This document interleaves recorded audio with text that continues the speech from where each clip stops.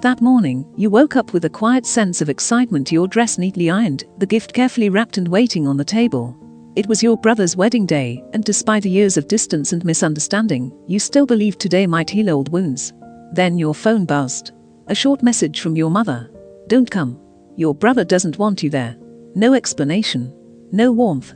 Just cold words, as if family ties could be erased with a single sentence. You stood still in that silent room, feeling your heart crack in ways no one could see. Why does love always come with conditions? You wondered.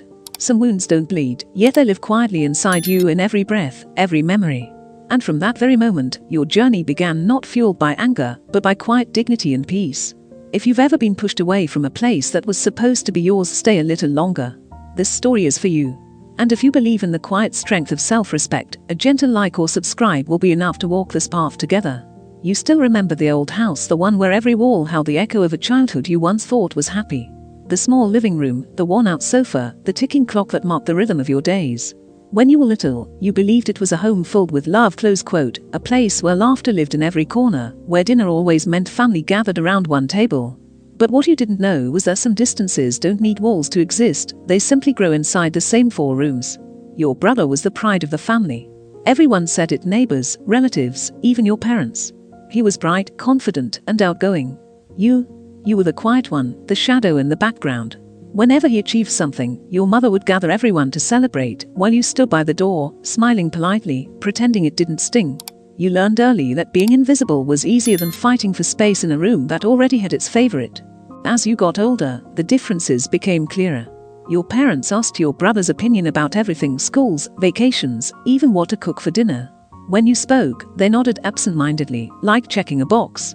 When you got a high grade, they said good job. When your brother did, they threw a party.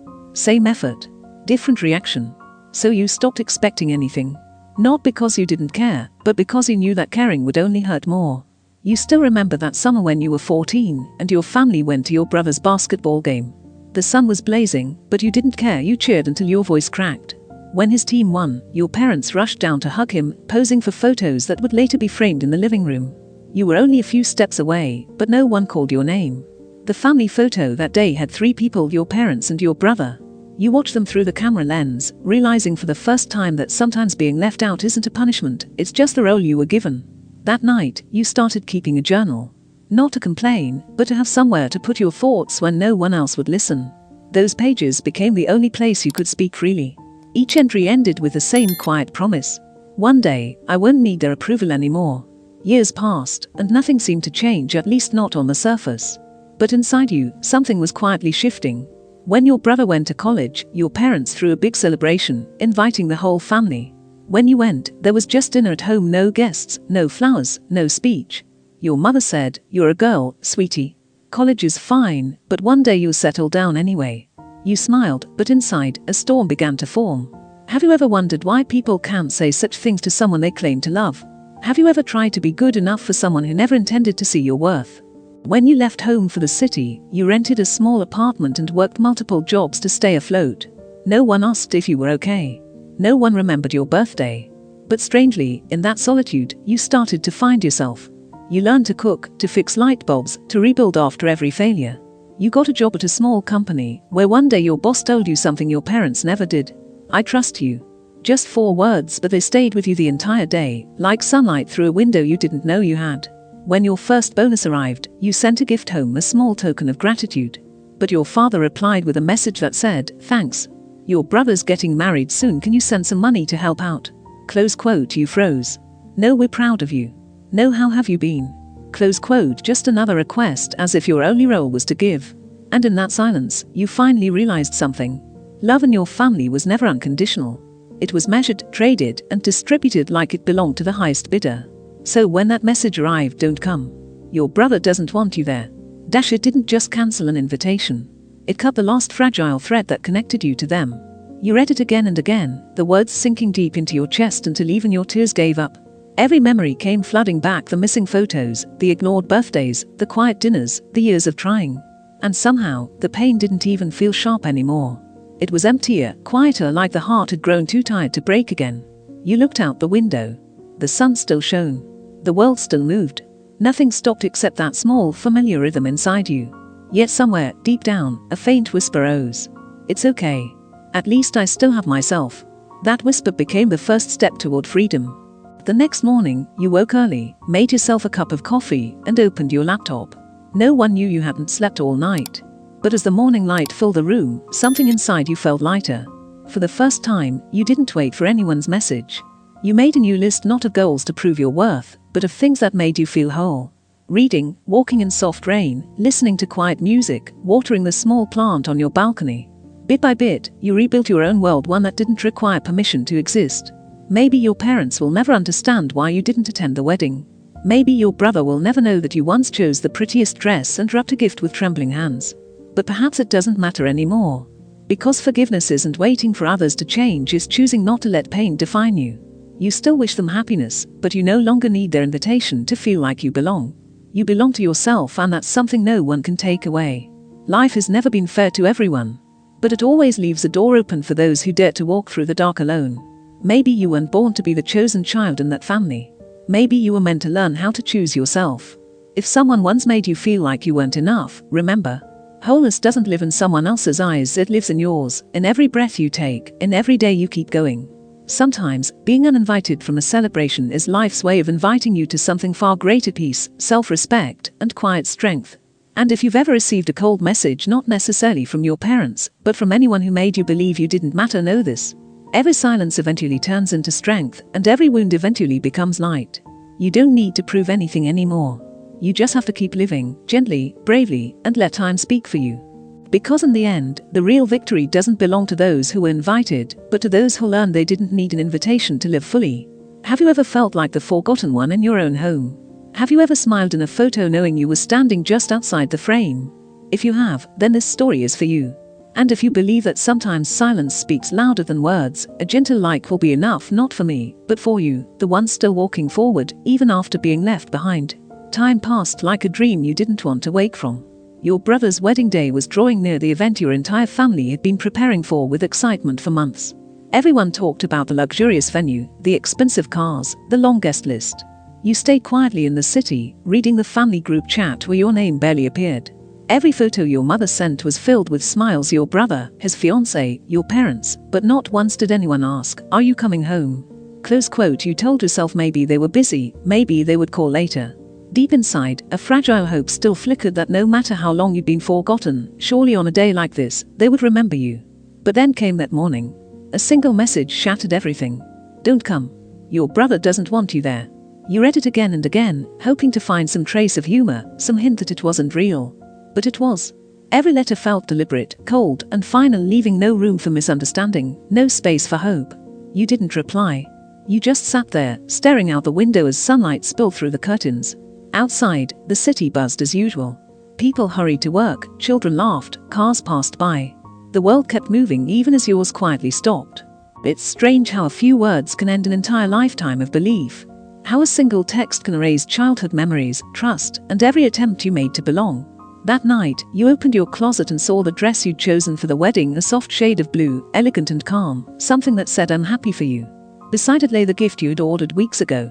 A wooden photo frame engraved with their names and the words, "Family where love begins." Now, those words felt like an unintentional cruelty. You gently placed the frame in a drawer and closed it. The sound was soft, but it carried the weight of an ending. What you couldn't close, though, was the hollow space that slowly spread through your chest. The wedding came and went. You knew, because the photos flooded your feed. Your mother in a new gown, your father shaking hands with guests, your brother radiant in his suit. You paused at one photo. Your mother raising a glass beside your brother. The caption read, "So proud of my son. Our family is complete." That one word, complete, pierced you. Because if they were complete, then what were you? A missing piece. A name erased from the family portrait. You didn't cry? Not anymore. The tears had already run their course long ago. You just stared at the screen, feeling like you were watching someone else's life, a family movie you once starred in, but now watched as an outsider. That night, you turned off your phone and lay in the dark. Sleep never came. Instead, memories began to whisper in your mind: dinners where your mother saved the best for your brother, birthdays your father forgot, the times your brother's mistakes were forgiven, while yours were turned into lessons. Tiny moments, once insignificant, now lined up like scars. Each one, a quiet confirmation that love in your home had always been uneven. You remembered the last dinner you all shared before the distance became permanent. You had come home from the city, bringing small gifts: a scarf for your mother, a book for your father, a framed photo for your brother. When you handed them over, your mother smiled politely and said, "You shouldn't have, honey. Save your money. Your brother's wedding is coming, there's a lot to spend on." The words were light, almost casual, but they landed heavy. That dinner was filled with laughter, just not yours. Your father talked about work, your mother about wedding plans, your brother about the future.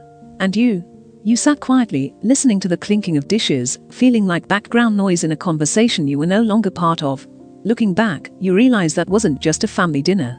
It was the last time you still fit in the picture. The next morning, you left early. No one asked where you were going. No one followed you to the door.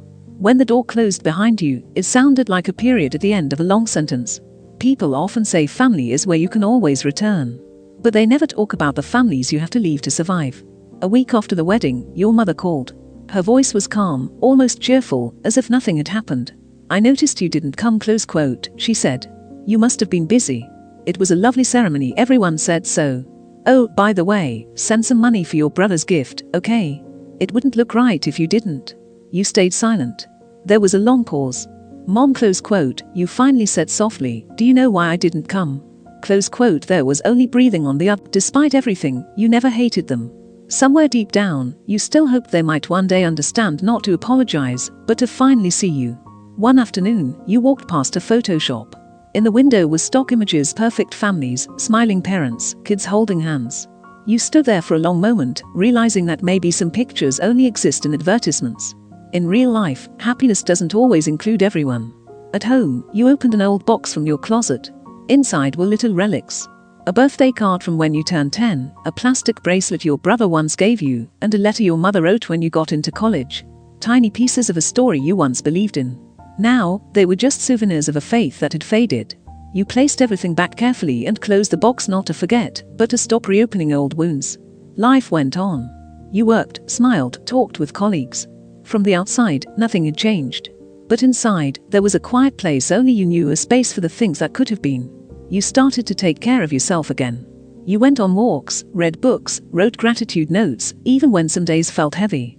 Sometimes, when you saw other families laughing together in cafes or parks, your heart still tightened a little. You wondered, is family love really unconditional? Maybe not. Maybe love, like everything else, depends on where it's given and to whom. But even so, you realized something profound. You can choose peace, even when others don't choose you. You learned to forgive not because they deserved it, but because you deserved rest.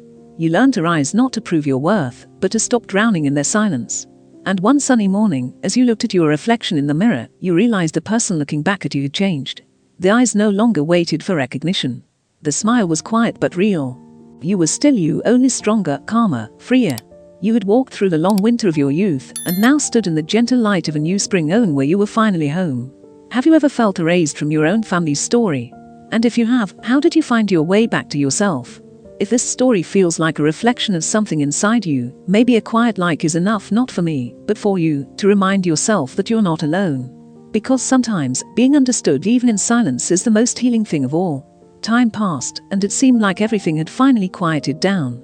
You threw yourself into work, focusing on your own small routines. Each morning began the same: a cup of coffee, soft music, sunlight slipping through the thin curtain.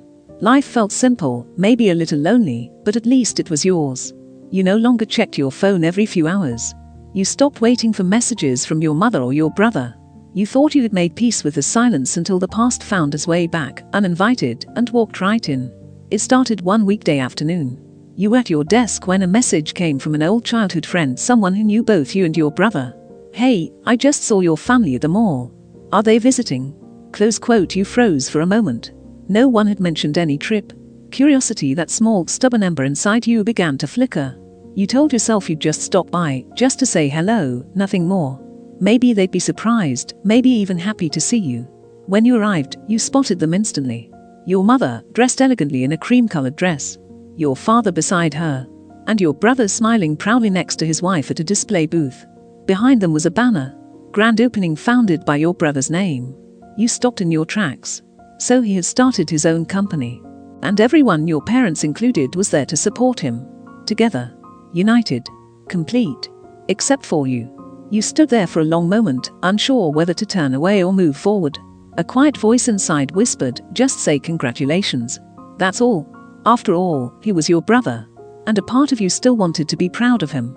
You walked toward them. The lights were bright, the music soft, the air filled with polite laughter. "Hey," you said quietly. "Congratulations. I didn't know your opening was today." Your brother looked up, surprised. His smile faltered for just a second before returning. "Oh hey. I didn't expect you here. What brings you?" Your mother turned around, her expression shifting from surprise to discomfort. "You should have called first," she said in that familiar controlled tone. "Today's an important day for your brother. Let's not make things complicated." Her words cut through the noise, clear enough that nearby guests turned their heads. You forced a smile. "I just wanted to say congratulations, that's all." Then a man standing nearby, perhaps one of your brother's business partners, chuckled and said, "Oh, is this your sister? I've never heard you mention her." In that single instant, you saw your brother's hesitation. His eyes darted, his smile strained. He laughed softly and replied, "Oh, she's just someone who helps our mom sometimes. Someone who helps our mom. Not my sister. Just someone." The words landed like a blade, not sharp, but heavy, cutting through everything you had once believed about family. You stood there, frozen, the sound of laughter and music fading into a muffled echo. Your brother shifted uncomfortably. Your mother reached for his arm, whispered something, and he nodded. "Sorry," he said. "It's a busy day. We'll talk later, okay?" But there was no later. You knew that. You turned away slowly, walking through the crowd that felt too bright, too loud. Behind you, the laughter carried on, warm, easy, and distant. Outside, the air was cool and grey. You sat on a bench near the fountain, opened your phone, and stared at an old photo, the only family picture you still kept. In it, you were 8 years old, sitting between your parents, your brother's arm around your shoulders. To anyone else, it looked perfect. But now, looking closer, you could see a hint of sadness already there in your younger self's eyes. You wondered, had I always known this would happen? Was I the only one who believed we were still a family? For the next few days, there was silence. No calls, no texts, no apologies. It was as if your visit had never happened. But strangely, the pain wasn't as sharp as before. Maybe because once you've been humiliated in front of others, there's not much left to fear. You started writing again, long entries in your journal, conversations only you could hear. You wrote about loneliness, about memories that still stung, about that moment when your brother called you someone. You didn't try to complain, you wrote to understand. To make sense of why your heart still ached, even after everything. One night, as you wrote, your pen stopped. A thought crossed your mind. Maybe he didn't mean to hurt me. Maybe I just never mattered enough to be protected. It was a painful realization, but an honest one. And somehow, honesty felt like freedom. Forgiveness, you realized, isn't about excusing what happened, it's about choosing not to carry it anymore. The days moved on quietly. You went to work, came home, carried on. But inside, something subtle was changing. You were no longer chasing after understanding. You were learning to observe, to see things clearly, without begging them to be different. One Saturday afternoon, you stopped by a small cafe. An older woman approached your table with a friendly smile. "You're Mrs. Land's daughter, right? I saw your brother in the paper recently. He's done so well. You must be proud." You smiled politely. "I'm doing well too, thank you." Just one short sentence, but behind it was an entire ocean of calm. After she left, you sat quietly, your coffee growing cold. And in that stillness, a small light flickered inside you, not of pride, not of bitterness, but of peace. You didn't need to be understood anymore. You just needed to understand yourself. That evening, you opened your drawer again, the same one where you had hidden the wedding gift months ago. You took out the old family photo and placed it inside the wooden frame you had once meant for your brother's wedding. Beneath the words "family where love begins," you added a line of your own. "And where I learned to love myself." You hung the frame by the window, where the morning light would touch it every day. Not as a reminder of pain, but as proof that you had survived it. From that moment on, life felt lighter. You didn't try to forget, but you no longer needed to remember everything either. You simply let it be. Some wounds, you realized, don't need healing, they just need peace. Months later, you ran into your mother again unexpectedly, at a public seminar. She didn't expect to see you. For a moment, surprise flickered in her eyes. Then she smiled faintly and walked over. "How have you been?" She asked. "I'm fine," you replied. "And you?" "Good," she said. The conversation was short, polite, and oddly calm. No accusations. No bitterness. Just two people who had finally learned that silence can sometimes say everything. That night, you walked home through streets washed in soft yellow light. The wind brushed against your hair, carrying the faint scent of night-blooming flowers. And you thought maybe peace isn't being loved enough. Maybe peace is simply no longer resenting what was missing. Because in the end, all of us will have a moment when we're dismissed, underestimated, or forgotten. But what really matters is how we choose to rise afterward, whether we respond with anger or with grace. True strength, you realized, isn't about being acknowledged. It's about remaining kind in a world that once turned cold. Have you ever been belittled in front of others? And did that moment change who you became afterward? If this story touched something inside you, a quiet like will do, not for me, but for you. Because if you're still choosing compassion, even after being hurt, that's already a victory worth honoring. After that brief encounter with your mother, you went home with a strange calmness. No sadness, no anger, just stillness, spreading inside you like the quiet surface of a lake after a long rain. You made a cup of tea and sat by the window. The last light of the day spilled through the glass, coating your open journal with a soft golden hue. You looked at the words you once wrote, shaky, longing, full of resentment and pain. They were all still there, like fossils of a younger version of you who had tried so hard to be loved. But now, reading them, you smiled, not because things were fixed, but because you realized how far you'd come. You could finally look back without bleeding. Outside, the city glowed beneath the night. Car horns echoed faintly, blending with the wind sneaking through your curtains, a melody that somehow sounded like memory itself. You closed your eyes, letting your thoughts drift back to childhood where everything began. You remembered yourself as a little girl who loved to draw, hoping one day your mother would hang one of your paintings on the wall. But every time you brought one to her, she would say, "Leave it there, I'll look at it later." Later never came. So, you stopped showing her your drawings. You kept painting, but quietly, secretly, just like you later learned to hide your feelings. You remember the day you broke your mother's favorite cup. You were trembling, waiting to be scolded. She didn't yell. She just sighed and said, "You're so careless, not like your brother." At that age, it sounded like a small remark. But over time, it became a whisper that followed you everywhere. You're not enough. As you grew older, you understood something: not everyone knows how to love properly. Some people compare because that's the only language they've been taught. Some demand because they've never learned how to give. Maybe your parents weren't cruel, just unskilled in the art of seeing someone different and still accepting them fully. You exhale softly, not in bitterness but in release, as though you were finally brushing dust off an old wound. That night, you turned on a playlist of quiet piano songs. The notes filled the room, wrapping you in their simplicity. And for the first time in a long while, you didn't feel lonely, you felt present. You asked yourself, if one day they finally understood, what would they say? And another voice inside you replied, maybe nothing. Maybe they wouldn't know how. Because silence isn't always coldness. Sometimes it's simply confusion when people don't know how to fix what they've broken. You still wrote every night, but the words changed. Now you finally knew. Because some wounds aren't meant to destroy you. They exist to teach you how to stand. Everyone has a silent battle to fight. Yours was learning to love yourself when no one else remembered to. You realized that forgiveness doesn't mean erasing the past. It means looking at it and smiling, knowing it shaped you into someone who can feel deeply without being crushed by it. They were still part of your story, the painful, necessary part that made you strong enough to listen to your own heart. Then, one late autumn afternoon, an email arrived. It was from your brother. Just a few lines. "I'm sorry for that day. I didn't handle things well. I hope you are doing okay." You read it slowly, feeling something gentle stir inside, not joy, not sorrow, just release. You didn't reply right away. You made tea, sat by the window again, and watched the sunlight drip through the leaves. You thought of him as a child, the boy who once held your hand crossing the street, who gave you the last piece of cake. Maybe he forgot, but you remembered. And maybe that's why you could never truly hate him. Later, you opened your laptop and typed, "I'm okay. I hope you are too." That was enough. No explanations. No bitterness. Because sometimes, an apology doesn't need to be dissected, it just needs to be received. That night, you slept peacefully. Not because the pain was gone, but because you decided to let it rest. The next morning, you stepped onto your balcony and noticed something: tiny green sprouts pushing through the soil of a pot you thought was long dead. You smiled. Life works like that, doesn't it? Sometimes what looks lost is only waiting for a quiet moment to grow again.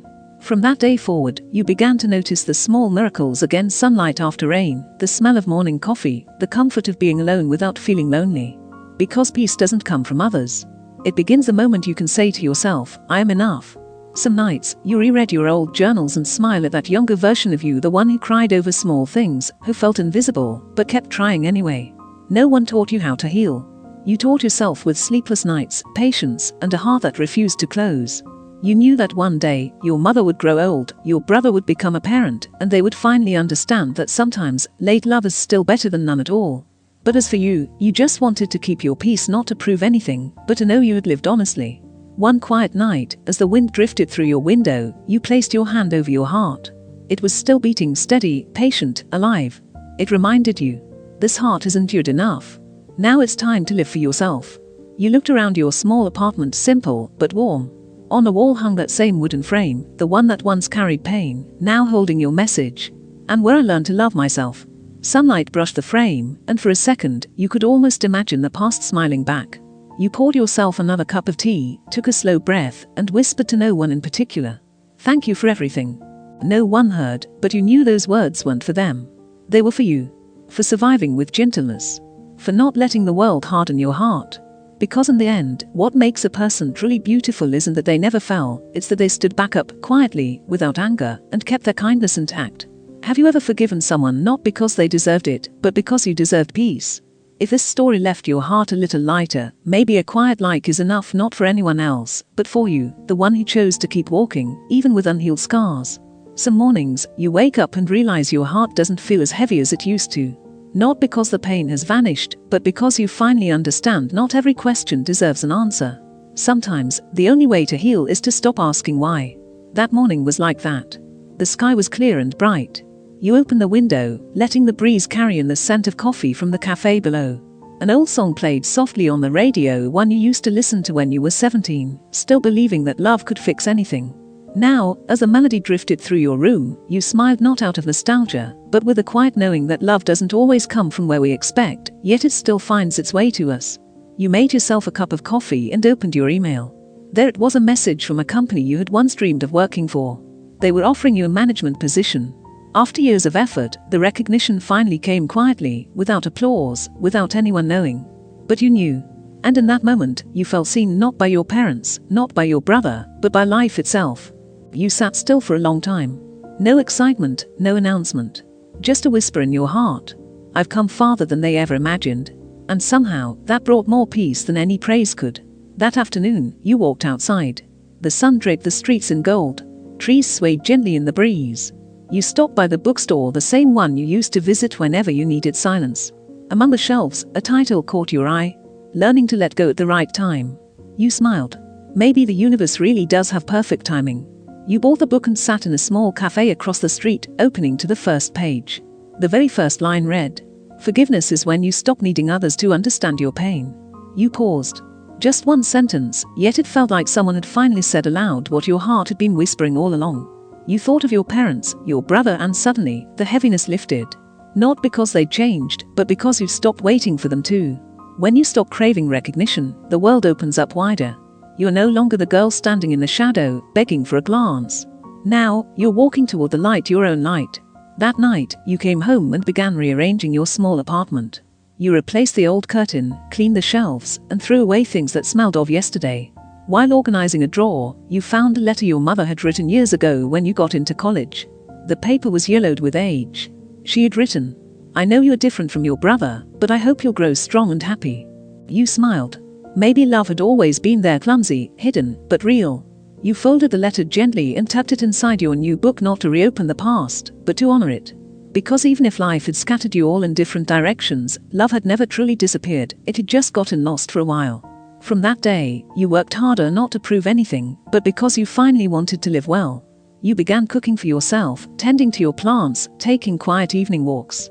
You discovered a kind of peace that doesn't depend on anyone else's approval. Then one night, an unfamiliar number appeared on your phone. A calm woman's voice said, "Hi, I'm calling from the Community Foundation.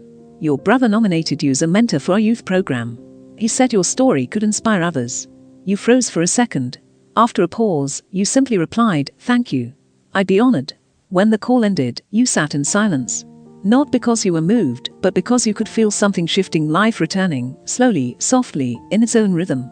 The same brother who once called you just someone, now spoke your name with respect. Life really does move in circles, and sometimes, when you stop chasing validation, it quietly comes back to you. The day of the event, you stepped onto the small stage. The lights were warm, and dozens of young faces looked up at you, curious, hopeful. You told your story. Not the details, not the pain, just the journey of someone who had been forgotten yet kept walking. When you said, sometimes being left behind is the gift that teaches you how to move forward, close quote, the room fell silent. The girl in the front row nodded, tears glimmering in her eyes. In that moment, you understood. This was the reason for everything. You weren't meant to carry bitterness. You were meant to turn pain into something that could touch others. After the talk, a young man came up and said, "Your story made me believe I can start over." You smiled. It was the first time you truly realized that pain, when shared with compassion, can become light for someone else. That night, back home, you looked again at the old wooden frame on your wall, the one that said, "And where I learned to love myself." But this time, it didn't feel like a reminder. It felt like a truth finally settled in your bones. You took a small note, wrote, "I don't need them to understand, I just need not to hate." Then placed it beside the frame. You stood there for a while, staring at the two sentences together. They told the story of your entire journey. Later that night, you stepped out onto your balcony.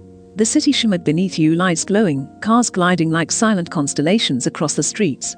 You leaned against the railing and took a deep breath. Not to forget, but to remember that you had survived. You thought about your mother, your brother, the countless nights you wanted to disappear.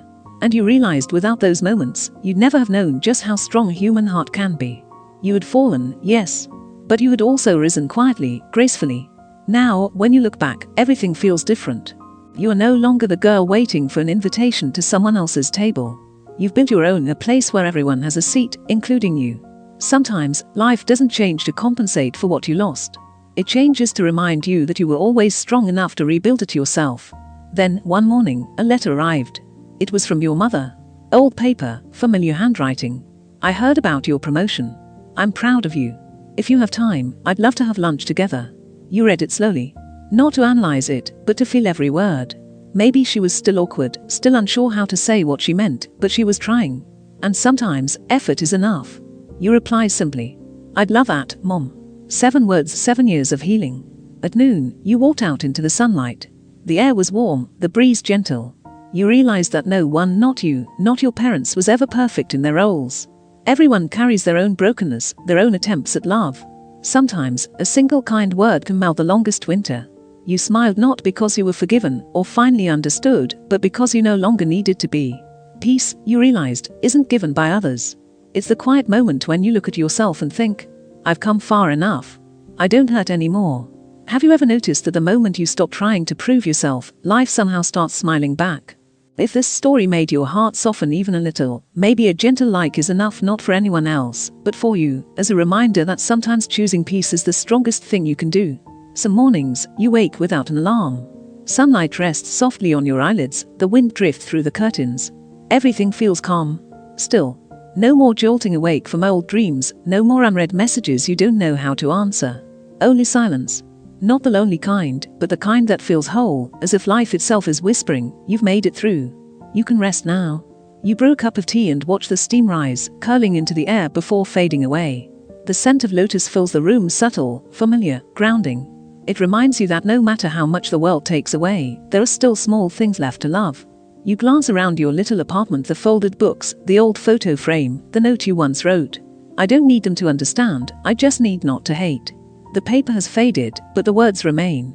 It's more than a sentence, it's a milestone, the moment you began living for yourself. Since that day, something has shifted.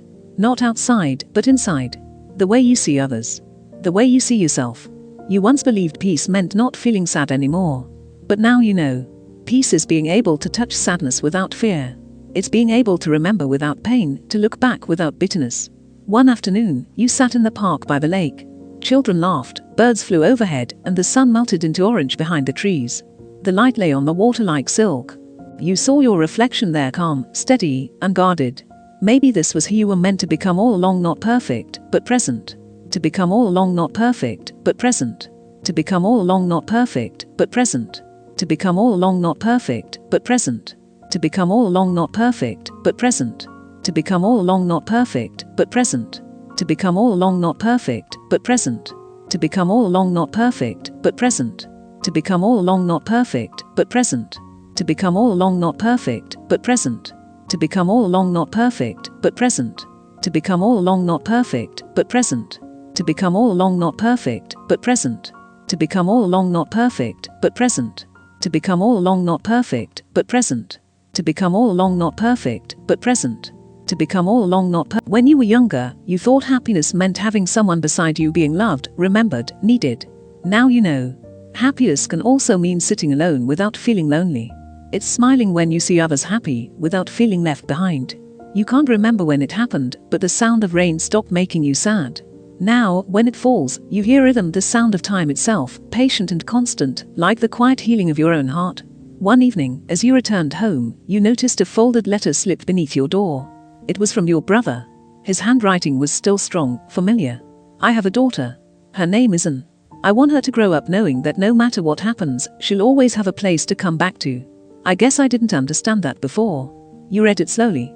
Something warm spread through your chest, not joy, not sadness, but a soft reconnection, like a thread you thought had snapped quietly humming again. You smiled and wrote a short reply. Congratulations. Love her with everything you once didn't know how to. You folded the letter and set it beside your teacup. Maybe family doesn't always need apologies, sometimes it just needs a new beginning. The months passed, filled with work and quiet routines. But this time, the business didn't feel like running away. You worked with clarity, not to forget, but to live. You no longer feared solitude. You accepted it as a natural part of being alive. One weekend afternoon, at the supermarket, you saw your mother again. She was walking slowly beside another woman, her steps careful. Your eyes met. She paused, then walked over. How have you been? Close quote, she asked softly. I'm doing well, Mom. That's good, close quote, she said. I bought some pastries. Take them, will you? Close quote, you smiled. Thank you, Mom. She nodded and turned away. The moment lasted barely a minute, but lingered in your chest for hours. No anger. No resentment. Just peace, like a door that had been closed for years, now opening just enough for sunlight to slip through. That night, you sat by the window, listening to the rain. Somewhere within the sound, you heard your mother's old voice. You're different from your brother, but I hope you'll be strong. Maybe she always hoped that. Maybe she just didn't know how to say it kindly. And now, you were finally old enough to understand that everyone loves in their own imperfect way, sometimes awkwardly, sometimes too late, but still worth forgiving. Months later, you were invited to speak on a TV program titled The Journey Through Pain. The host asked, if you could say one thing to your younger self, what would it be? Close quote, you smiled gently. I'd say, don't be afraid. One day, your pain will become your strength. And the person you are trying so hard to become, she's already inside you, waiting to be loved. The studio fell quiet. Light touched your face, and in your eyes there was no trace of tears, only something bright, steady, and alive. Faith. Faith that even after loss, people can still choose to be gentle. After the show, a young woman approached you with tears in her eyes. I used to feel invisible in my family too. But when you spoke, I felt seen. You held her hand and said softly, no one can take away your worth unless you let them. You meant those words not just for her, but for the girl you once were. The one who hid her feelings, who kept silent, who wondered if she was enough. That night, you returned home late. The city was asleep. The streetlights stretched into the distance, golden and quiet. When you stepped inside, you didn't feel tired, you felt grateful. Grateful that you hadn't given up, even on the days when it seemed impossible to keep going. You stood before the mirror, studying your reflection. The face looking back wasn't as young as before, but the eyes shone not with perfection, but with peace. You whispered, thank you for never abandoning me. The next day, you agreed to visit your brother's house. You wanted to meet little Anne. When you saw her wide-eyed, smiling, your heart trembled softly. She ran to you without hesitation and hugged you tight. Auntie, can we draw together? Close quote, you laughed. Of course. You sat side by side, crayons scattered across the table. Slowly, the lines turned into colors, and colors into shapes. When she finished, she lifted the drawing proudly. It was a small house, her father, a mother, a little girl, and a woman by the window, smiling. Who's this? Close quote, you asked gently. That's you, close quote, she said. You're watching us play. You froze, then smiled through the lump in your throat. Without meaning to, the child had redrawn your dream, a home where everyone belonged, where no one stood outside the frame. That evening, as you left your brother's house, you turned back once. Through the lit window, you saw him holding his daughter while your mother sat nearby, smiling softly. The sight warmed your chest, not with envy, but with gratitude. Because you finally understood. Forgiveness isn't forgetting. It's choosing not to let the past decide how you love today. Walking home, the night air was cool. You slowed your steps, listening to the rhythm of your own footsteps, steady, alive, free. Now you knew. Happiness isn't having everything. It's appreciating what's here. Peace isn't the absence of storms. It's knowing you'll stand firm when they come. When you arrived home, you made tea again, opened the window, and looked up at the stars. A soft thought rose in your heart. I've walked through pain, but pain no longer rules me. Have you ever realized that sometimes the things that hurt you most are the ones that help you grow the most? If this story softened your heart even a little, maybe a quiet like is enough, not for anyone else, but for you, as a way of saying, you've grown strong enough to smile, even after the world once turned away. Maybe when a person has gone through enough pain, what remains is not the scar, but the way they smile when they touch it. You once thought if given the chance, you'd erase it all. You'd turn away before it hurt, choose another road, make another life. But now, when you look back, you wouldn't change a single thing. Because if you did, you'd never have learned so deeply what love means, what letting go means, or what you mean. Life doesn't teach through calm seas, but through the uneven paths where you once fell. And it's in those moments that you learned how to stand again, trembling maybe, but still standing. One autumn morning, you woke earlier than usual. The air was crisp, the sky a pale blue. You put on a light coat and walked out, through the same streets that used to weigh heavy on you. But today, your steps were light. The places that once held sorrow no longer made you flinch. You stopped in front of the little bakery where you and your mother used to buy pastries on weekends. The shop owner looked older now, but her smile was just as kind. It's been a while since I've seen you, close quote, she said. You smiled back. I've been busy, that's all. You didn't need to explain more. Sometimes a single smile is enough to close an old story. You bought a small pastry and ate it as you walked out. The sweetness melted on your tongue, carrying you back to childhood, those simple days when happiness was just holding your mother's hand down this very street. And suddenly you realized, no matter how much time passes, beautiful memories never leave. They don't disappear. They simply wait for you to return, calm enough to see them again. As you walked past the park, you noticed a mother and child on a bench. The little one laughed, eyes bright as sunlight on water. The mother leaned over to tie the child's hair, her face full of tenderness. The scene made you stop. For a moment, you just stood there, warmth blooming in your chest. Not because you saw yourself in that child, but because you finally understood. Everyone is trying to love the best they can, even if it looks imperfect. And sometimes, that's already enough. You sat on a bench opposite them, gazing at the sky scattered with clouds. You thought of your mother, your brother, your father, all the people who had passed through your life, carrying flaws and fears you hadn't seen before. They had struggled too. Maybe they didn't know how to love in the way you needed, but they loved in the only way they knew. And now you understood love doesn't always arrive perfect. Sometimes, you just need to see the fear behind someone's mistakes to forgive them. That afternoon, you went home and opened your old journal.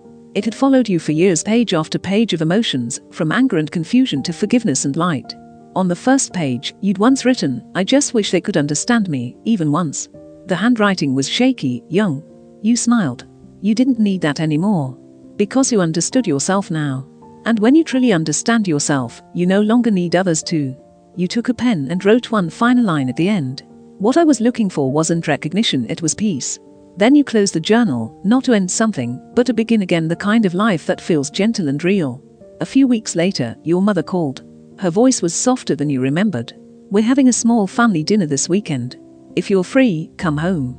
You paused, then smiled. I'll be there. No hesitation. No fear of being unwanted. Just a simple invitation and a yes. That weekend, as you stepped into your old house, a familiar scent wrapped around you, the scent of wood, of tea, of years. Your mother was in the kitchen, your brother playing with his daughter. The house hadn't changed much, but your heart had. You walked in and said, let me help, Mom. She turned around and smiled. You know how to make this dish. Close quote, you laughed. I'll learn. 2 words, I'll learn, yet they built a bridge across years of silence. At dinner, laughter filled the table.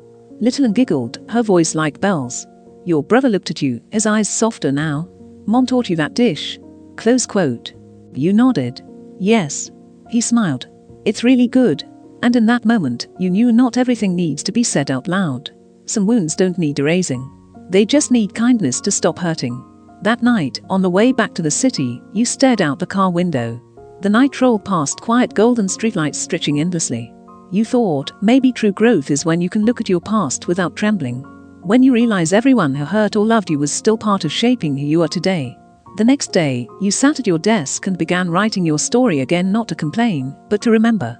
You didn't write about the people who broke you, but about the moments that built you. The ones that taught you love doesn't disappear, it transforms. You wrote, if one day you find yourself walking alone, don't be afraid.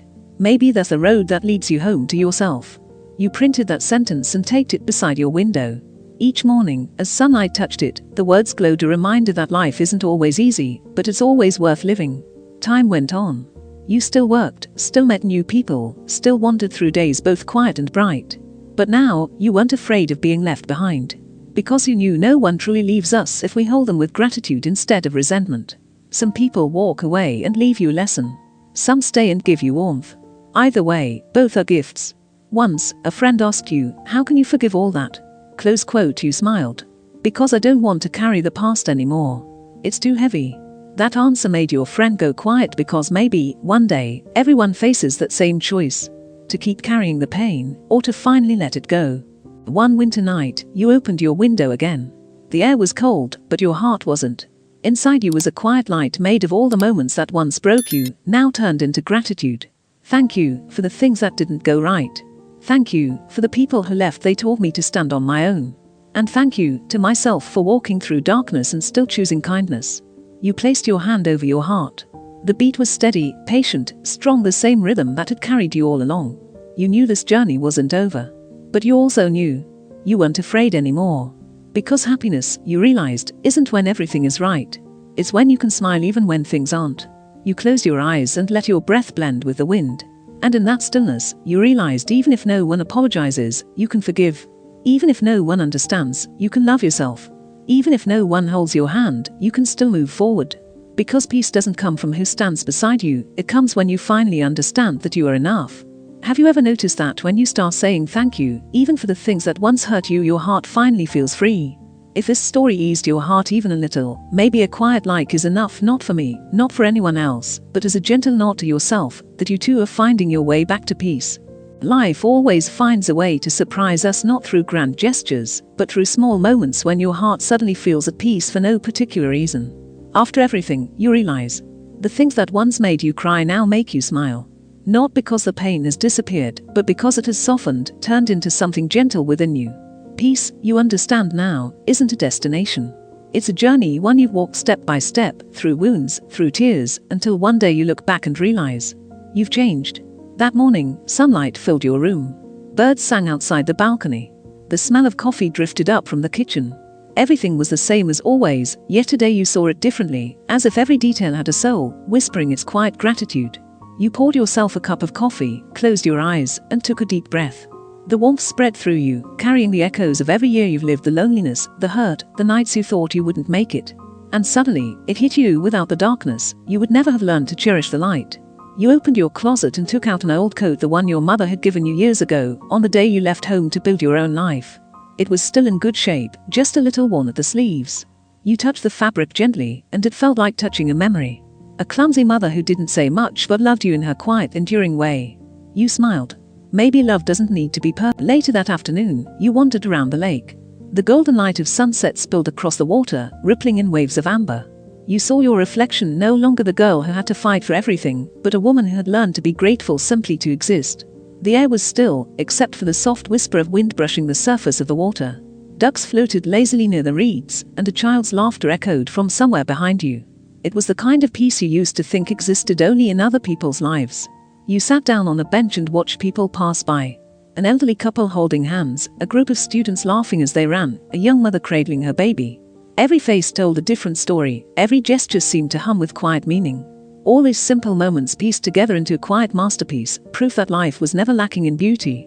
You had just been too busy looking at your pain to see it before. You leaned back, letting the last light of day fall on your face. The warmth felt like a soft reminder that healing doesn't arrive with fanfare. It comes slowly, moment by moment, until one day you realize you are no longer waiting to feel okay. You simply are. That evening, you came home and played an old song. Once, it had made you cry. Now, it made you smile. The melody flowed through the room like an old friend returning after years apart. You closed your eyes and remembered the nights you had listened to it with tears on your cheeks, the heartbreaks, the disappointments, the empty spaces where love should have been. And yet now, those memories didn't sting. They shimmered, distant but soft, like candlelight behind frosted glass. You realize that pain doesn't disappear, it transforms. It loses its sharpness, and in its place, compassion grows. You could finally look back without trembling, because you'd learned what all that pain had come to teach you. That you were strong, even when you didn't feel it. The memories were still there, but they no longer ruled you. They sat beside you like old friends, silent but kind. You took your journal and wrote a short line. Life doesn't need to be perfect, it only needs to be felt. Then you put the pen down, and your heart felt as light as air. As time passed, you kept writing not to unload sorrow, but to collect moments of kindness, no matter how small. A coworker's quiet thank you. Your niece's hug. A clear sky after a long rain. The scent of coffee drifting through the air on your way to work. Gradually, you learned. Happiness isn't about how much good happens to you, it's about whether you notice it. And when you start noticing, you see it's everywhere. One day, you were invited to a small seminar called The Strength of Resilience. You weren't the main speaker, just a guest. The room was modest, its walls pale and simple, sunlight pouring through half-drawn blinds. Holding the microphone, you looked out at the young faces in the audience, their eyes full of searching, of hope, of quiet pain. You told your story simply, honestly, without decoration.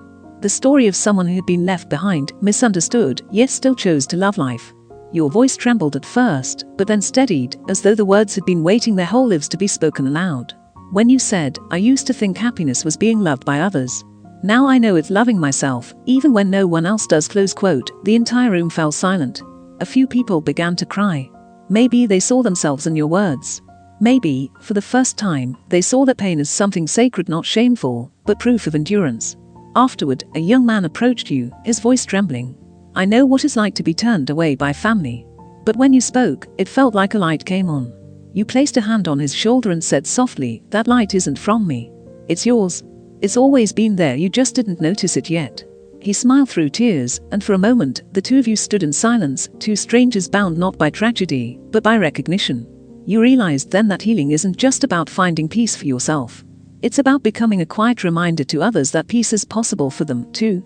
Outside, the evening had deepened into dusk. The city hummed softly, lights flickering on one by one. As you stepped into the night, the world felt both vast and intimate, as if it were whispering back to you.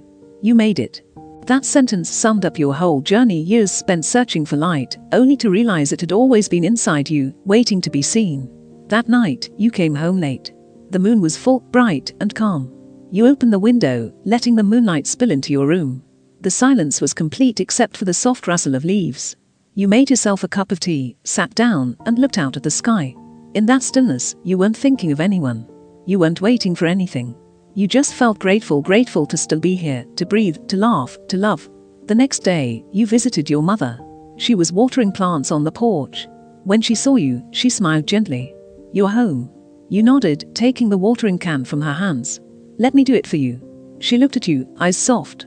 "I used to worry you'd never come back." You answered quietly, "I used to think I wouldn't either. Not because I was angry, but because I wasn't strong enough yet." The words hung in the air for a long moment. The wind brushed through, stirring the flowers. Your mother placed a hand on your shoulder, her smile like evening sunlight. "You're here now. That's all that matters." You sat together under the porch, watching the golden light flicker through the leaves. Neither of you said anything more, but in that silence, you knew everything had already been forgiven. Later that afternoon, before you left, you turned back to look at the house. The curtains swayed gently, as if waving goodbye. You didn't know when you'd return, but this time, you didn't feel pain. Because this time, you knew you had truly come home, not just to a place, but to yourself. That night, walking through the crowded city, the lights shimmered across your face. You smiled not because life was perfect, but because you'd learned to love it even with its flaws. You thought, maybe no one's life is flawless. We're all just trying to live well with what we have, and love deeply with what's left of our hearts. You stopped by the bridge, watching the stars reflected in the river. The water flowed quietly, endlessly. You whispered, "Thank you for not giving up." The words were small, but inside, they echoed like a heartbeat. You are not that same girl anymore, the one who cried over being excluded, who waited for recognition. You're simply you now, calm, kind, free. You've learned to smile at life, even when it doesn't smile back. Maybe tomorrow will bring new challenges. But unlike before, you're not afraid. Because you've already survived the hardest part and you're still here, more whole than ever. You look up at the sky, where the moon and stars shine together, each in their own way. You realize people are the same. We don't need to outshine anyone. We just need to shine in our own quiet way, and that's enough. Have you ever noticed that when you stop chasing happiness, it quietly finds its way to you? If this story warmed your heart even a little, maybe a small like is enough, not for anyone else, but as a gentle way of saying, you, too, are learning to smile at life softly, bravely, and beautifully. Maybe the most miraculous thing about growing up isn't achieving something grand, is waking up one morning, looking in the mirror, and realizing it doesn't hurt anymore. You stare at your reflection, familiar, yet different. The same face, but a calmer gaze, a smile that no longer feels forced. You touch your cheek and realize the scars are still there, but they've healed. They no longer define you. They remind you that you survived, that you lived, that you grew. That morning, the sky was impossibly clear, almost too blue to be real. Sunlight spilled across your walls, warm and golden, sliding over every corner that once felt cold. You opened the window, letting the jasmine-scented wind sweep through the room, carrying with it the sound of life outside, footsteps, laughter, a dog barking distantly. Nothing extraordinary happened, yet your heart felt full. You understood then. Happiness doesn't need to be loud. It doesn't arrive with fireworks or applause. It comes quietly, in ordinary mornings like this, when you no longer need to prove anything, no longer need to be seen, when simply being feels enough. You stood there for a while, feeling the air brush against your skin, and you realized that peace isn't something you chase, it's something that returns when you stop running.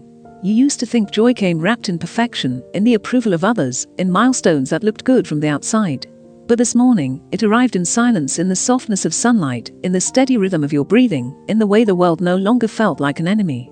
You stepped out into the city. The world bustled around you, but inside, there was silence, the kind that feels alive, not empty. You watched people rushing past, faces tense, chasing something they might not even be able to name. The air hummed with urgency, phones ringing, engines roaring, doors slamming, yet somehow, all those sounds blended into one tender reminder. You didn't have to rush anymore. You smiled. You'd been like that once, running toward affection, toward validation, toward a version of love that always slipped away. Searching for comfort in places that could never offer it. Seeking approval from eyes that never truly saw you. But now, you knew. What's meant for you doesn't run, it stays. When you stop searching frantically, life begins to unfold on its own terms. You start to see beauty in what remains instead of mourning what's gone. You stopped by a small cafe, sat in a window, and ordered a cup of tea. The place smelled faintly of cinnamon and roasted beans. A couple whispered at the next table. An old man read the newspaper, his glasses sliding down his nose. You watched strangers pass by, their reflections merging with yours in the glass. You realized how time changes people, not just their faces, but their hearts. The things that once consumed you now felt light, almost unreal. The people who once made you cry were now soft silhouettes in the distance. No bitterness remained, only gratitude. Because if they hadn't hurt you, you wouldn't have learned how to love without needing to possess. If they hadn't left, you wouldn't have learned how to stay for yourself. Pain had once been your teacher, but it no longer held power. It had done its job, it had shown you where you still needed to heal. One evening, you wandered through the city square. The sky was painted in shades of amber and violet, the air filled with the scent of street food and the echo of laughter. A violinist played under the fading light, the music weaving its way into the air like silk threads pulling the day toward night. You stood still in the crowd, eyes closed, letting the melody flow through you. For the first time, your mind wasn't noisy. There were no whimy questions, no looping memories replaying the old hurts, only peace, only acceptance.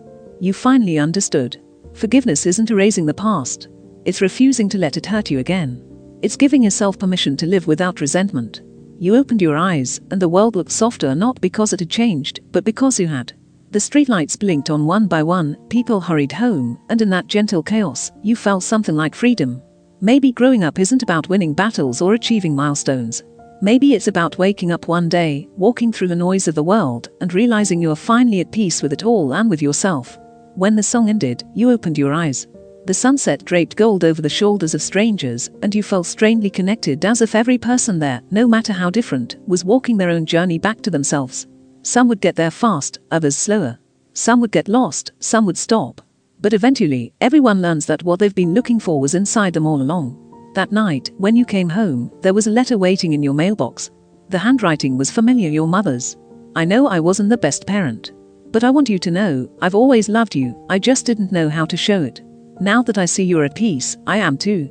You read it slowly, each word dissolving gently into your heart. No bitterness, no anger, only a quiet smile. Maybe all parents love their children the best they can, even if it never looks like the love we needed. It's only when we grow up that we finally see it, imperfect, but real. You folded the letter carefully and placed it on your desk. Sitting there in silence, you felt something shift inside you, a deep understanding that life, despite its losses, is still a gift. Because it has taught you how to love, how to forgive, and how to stand even when you once thought you couldn't.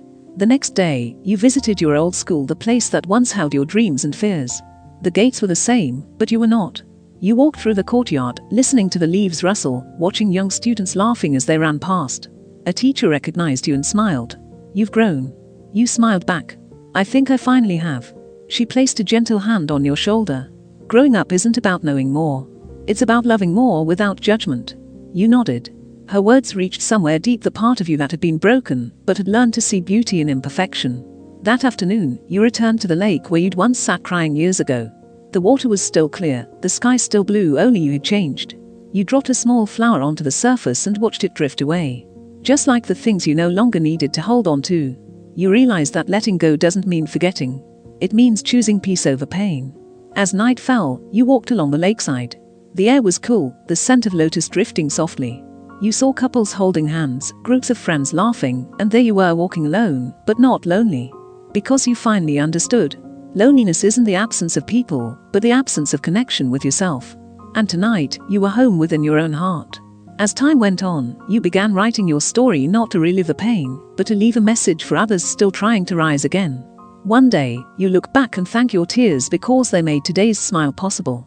You shared that line online, not expecting much. But days later, hundreds of messages poured in. Strangers from everywhere said your story felt like their own. Some said they were learning to forgive their parents. Others said they finally believed they were worthy of love. You read every word, and tears fell not from sadness, but from gratitude. You realized that when you heal yourself, you quietly help others find their way too. That night, you sat by the window, watching the city lights shimmer. The world below was still busy, still noisy, but inside, there was only calm. You whispered to yourself, "I've made it through." 3 small words, but they carried an entire lifetime. There would still be moments of doubt, fatigue, or loss. But now, you had faith not in the world, but you knew that life would still have hard days. Because you were no longer someone waiting to be saved. You had become the one who could save yourself. Then you thought of that younger version of you, the girl who once sat crying by the lake, trembling after hearing, "You're not invited." You wanted to reach through time, hold her, and say, "Thank you for not giving up. Without you, I wouldn't be me." Outside, the moon shone softly. You took a deep breath and smiled. Life would go on, and for the first time, you weren't afraid. Because you knew that no matter what storms might come, you'd stand through them. Not because life had become easier, but because you had become stronger. And when you look back, you understood. The most beautiful thing wasn't someone coming back to apologize.